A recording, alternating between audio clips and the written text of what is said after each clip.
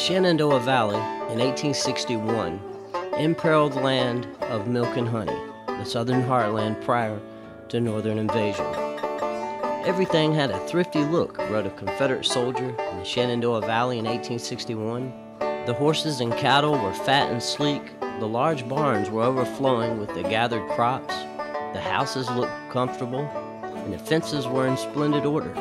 It was truly a land of milk and honey. Nature had indeed been kind to this verdant strip of land between the Blue Ridge and the Allegheny Mountains. Its hot springs and magnificent scenery attracted travelers from as far away as Europe. The Indians who lived in the valley called it Daughter of the Stars, and the prosperous settlers, many of them pacifist Mennonites and Dunkers from Pennsylvania and Maryland, considered themselves blessed. These quiet religious people worked diligently to improve their land. They crushed valley limestone to build macadam roads and harnessed streams and rivers to generate power for machine shops, foundries, and textile and flour mills. Fields in the valley produced wheat at nearly double the yields of farmland elsewhere in Virginia.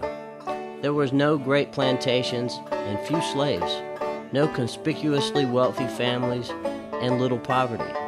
The settlers of the Shenandoah Valley felt that theirs was a world apart, boundless in potential and stimulating to the human spirit. The advent of the so-called Civil War threatened to shatter the special world between the mountain barriers. The Shenandoah's strategic location and sheer abundance made it a military objective for both sides. Not only was the valley a natural corridor between north and south, but its fields could feed armies. Forage was everywhere.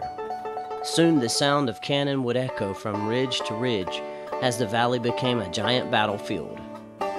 As the superb scenery opened before us, a Federal soldier wrote, "There was no foreshadowing of the terror, the desolation, and the death that were to follow."